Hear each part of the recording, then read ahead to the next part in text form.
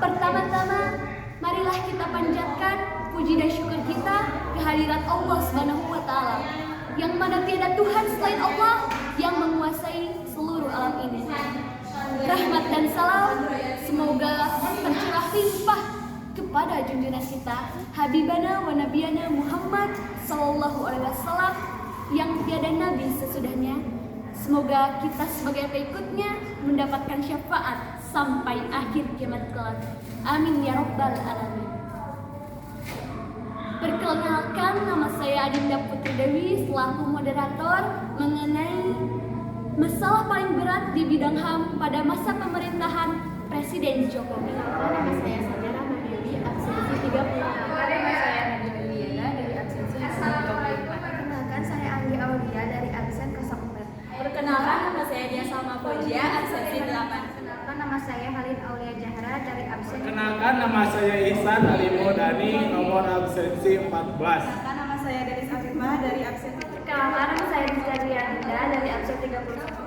Untuk memanfaatkan waktu, langsung saja kepada teman-teman saya untuk membacakan materi hari ini. Pelanggaran hak asasi manusia atau HAM menurut Undang-Undang Nomor 39 Tahun 1999 adalah setiap perbuatan seseorang atau kelompok orang termasuk aparat negara, baik disengaja atau kelalaian secara melawan hukum, menghalangi, membatasi, mengurangi, atau mencabut hak seseorang atau sekelompok orang yang dijamin oleh undang-undang ini.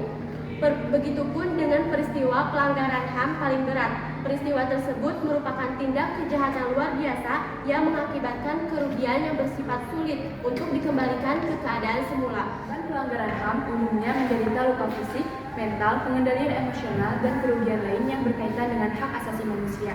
Biasanya, peristiwa tersebut terjadi karena tidak adanya pengendalian yang efektif dari komandan militer yang secara de jure dan de facto berada di bawah kekuasaan dan pengendaliannya, serta tidak mencegah atau menghentikan perbuatan pasukannya dan juga tidak menyerahkan pelakunya kepada pejabat yang berwenang untuk dilakukannya penyelidikan, penyidikan, dan penuntutan sebagaimana dimaksud pasal 42 ayat 1 Undang-Undang Nomor 26 Tahun 2000 yang dimaksud mengenai pengadilan HAM. Peristiwa pelanggaran HAM terberat pada masa pemerintahan Presiden Joko Widodo adalah insiden Paniai.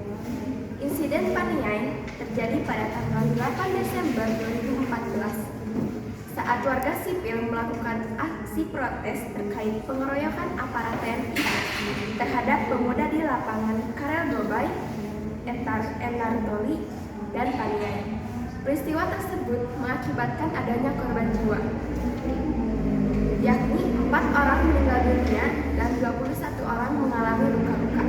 Peristiwa Paniai merupakan satu dari 13 kasus pelanggaran HAM berat yang telah diselidiki oleh Komnas HAM. Pelanggaran ini bermula pada malam 7 Desember 2014 di Endarotali, Paniai, Papua. Kejadian ini diawali oleh sekelompok pemuda kepada anggota TNI yang membawa mobil Toyota Fortuner hitam tanpa menyalakan lampu. Teguran itu rupanya menyebabkan pertengkaran yang berujung penganiayaan oleh TNI. Pada keesokan harinya, 8 Desember 2014, rombongan masyarakat Ipakie berangkat menuju Endarotali, mendatangi Polsek Panai dan Koramil untuk meminta penjelasan mengenai hal tersebut.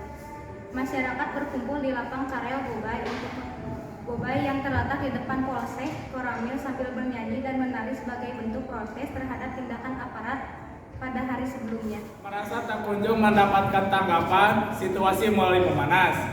Masyarakat mulai melempari pos polisi dan pangkalan militer menggunakan batu.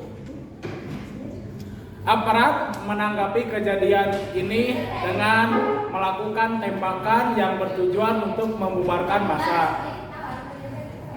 5 orang warga sipil tewas dalam kerusuhan ini.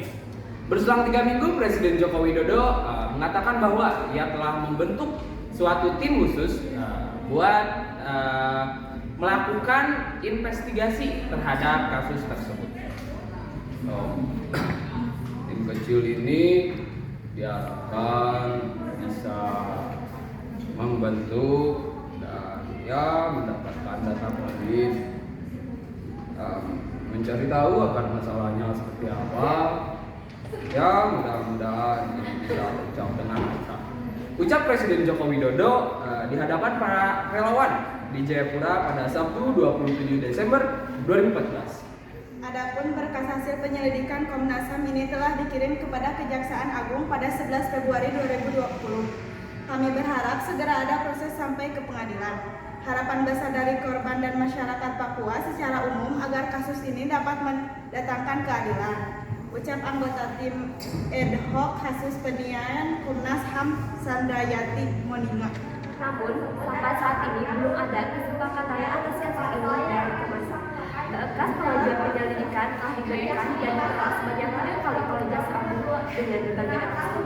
Hingga pada akhirnya Komnas HAM menetapkan sebagai Freddy Paniai sebagai salah satu kasus HAM berat pada 3 Februari 2020. Sekian presentasi dari kelompok kami.